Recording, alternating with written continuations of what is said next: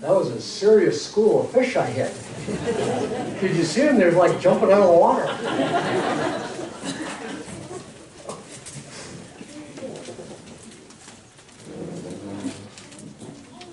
There's a commercial for AT&T, and that stands for American Telephone and Telegraph.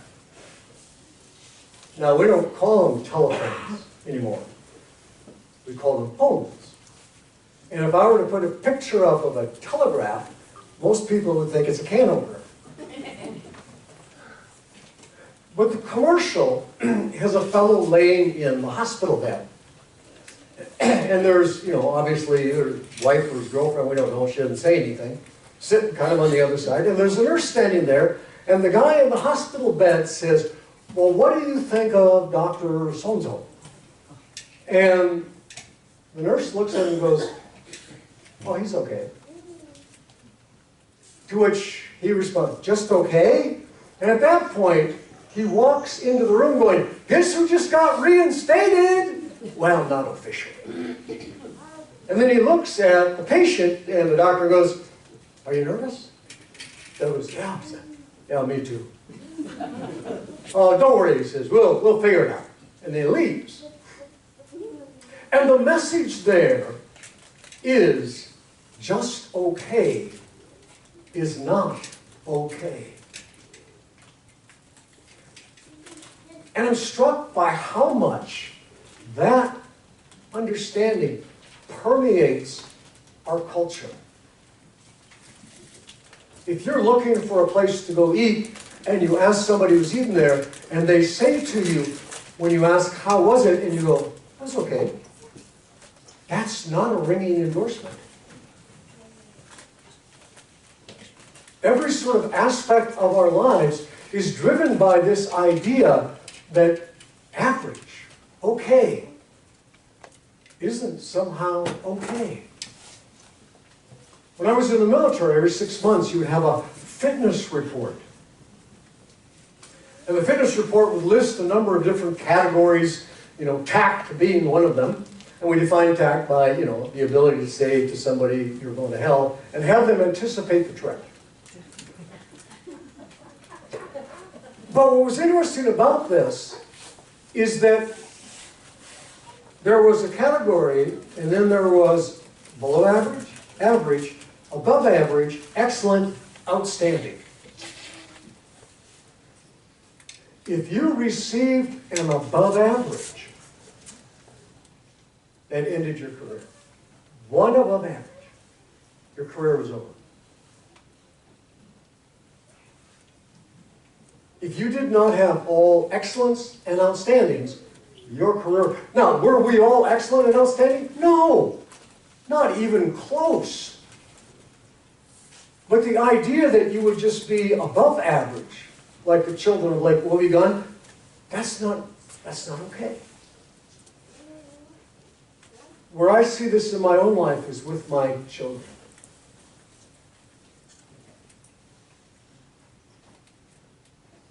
When they get their report cards, I want there to be A's lined up like jets at O'Hare. And so when Cassidy was home, semester break and Christmas from Luther College, she got her grades, 2 A's and 2 B's. And I must admit, for a moment, I almost went there. Well, with a little more work, could have been all A's, right? Right? I mean, if I got an A when I was in college, it was like a celebration.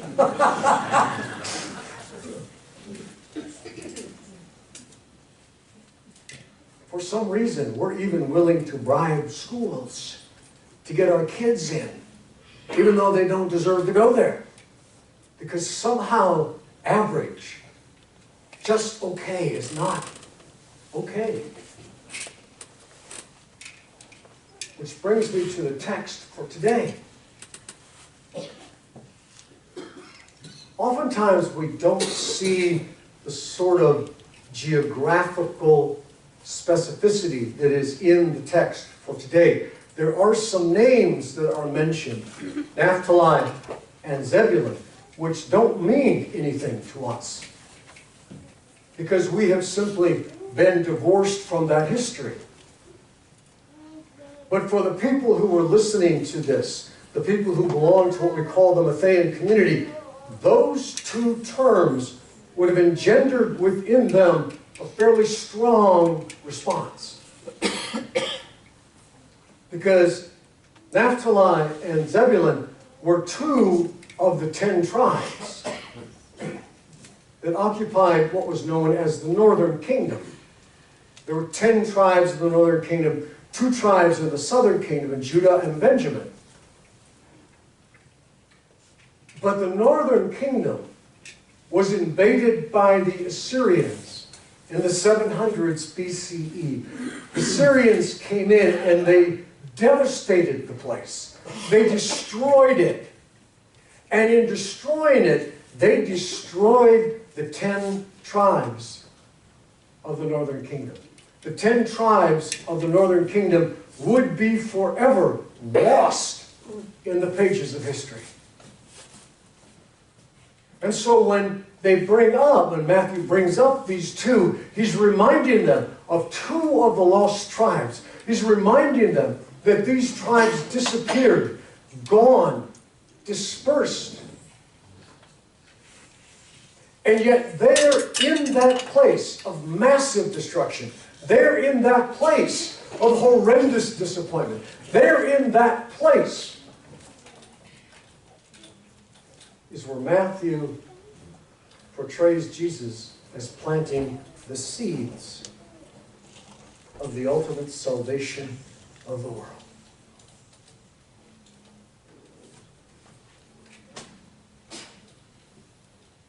Now, Capernaum was not a small little fishing village. It was a massive commercial hub. It was on the road from Egypt up into what we would call today Greece and Turkey. It was that pathway, and its primary industry was fishing. And the fishermen would go out at night. They would fish with their nets. They would then come in the morning. Some of their wares they would sell. Some they would salt to preserve it, while others tended and rinsed and fixed the nets. They would then enjoy a little vino. They would fall asleep to rise at sunset to go out and to do it all over again. These people were tough, scruffy, smelly.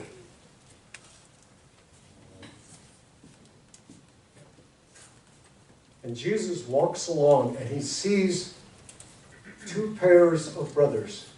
Simon, who's called Peter, with his brother Andrew, and James and John, the sons of Zebedee. Now, James and John had quite the reputation. James and John were called the sons of thunder. And they weren't called that for any other reason than they were a little physical with anyone who dared to cross their path. And it's these people that Jesus turns to. Not the scholars, not the scribes who have certainly understood the Old Testament prophecy. Jesus doesn't turn to the Pharisees who certainly knew the law. No, he turns to people who are just barely okay. People who are not schooled in the tradition of the prophets. People who were illiterate. People that most of society would completely and utterly avoid. And it's these that Jesus turns to. And he takes these just okay people whose claim God has placed on their lives through Christ, and responding to that call through them. God will do extraordinary things. Just okay people. Just ordinary people. Nothing spectacular. Nothing brilliant. Just ordinary people. Just okay people.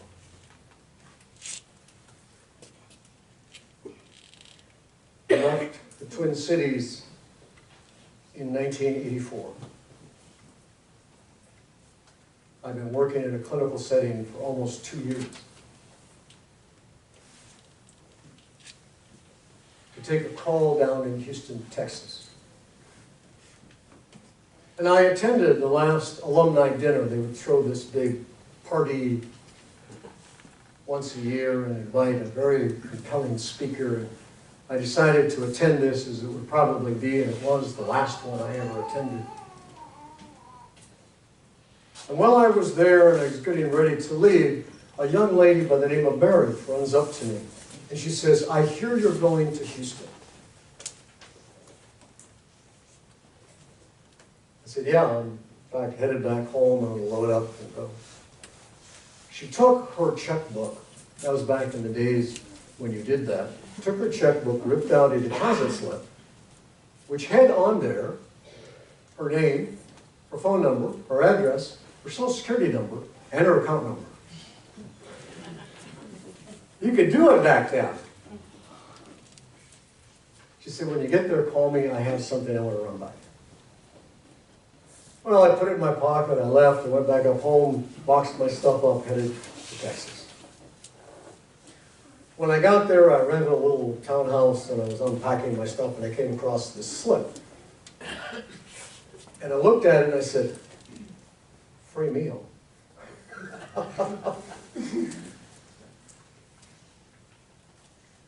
So I called her, and I said, "I'm here. Come over to my house. We're going to make dinner." And her address was in a rather nice part of Houston, right across from Rice University. That's kind of the high-rent district. And I went to her house, and she shared with me this vision. She wanted to build the kind of intermediate care facility that she had spent 6 months at in the Minneapolis area. She wanted to bring one of those down to Texas. And she wanted my help.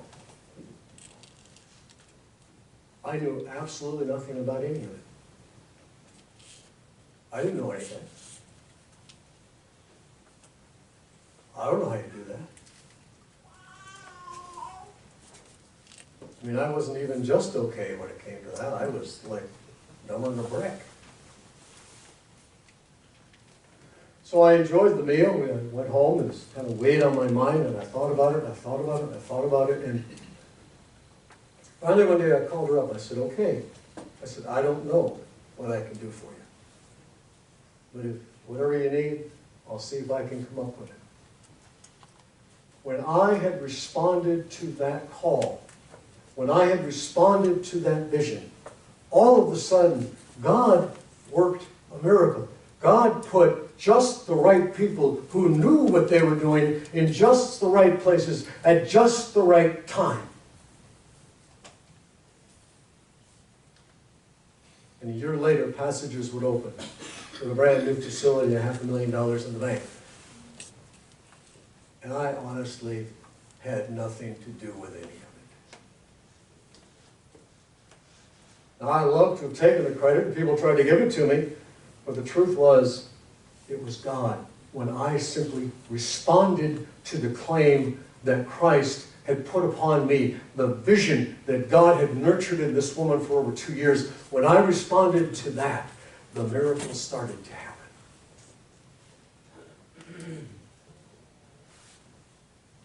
That's how God uses just ordinary people to accomplish extraordinary things.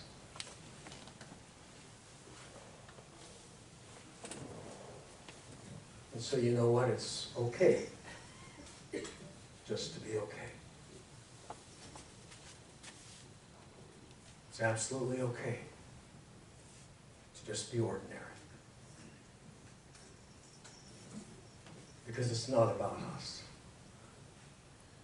It's about God.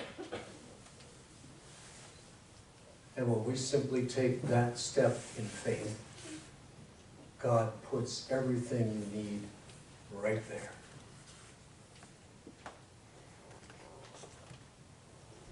To accomplish God's will. And it all came to fruition for me when after about 3 or 4 months we'd been open, and a lady who was one of the first who had gone through this program, it was for women, called me on the phone and said, "Would you do my wedding? I want it at Passage." I said, "If it's okay with Pam," Pam was the executive director, one of those people God put in my way. She said, "I've already talked to Pam." She said, "It's fine with her." So I did the wedding with this young lady, and her mother came up to me, tears in her eyes, saying, "I don't know how to possibly thank you. Without this place, my daughter would be dead."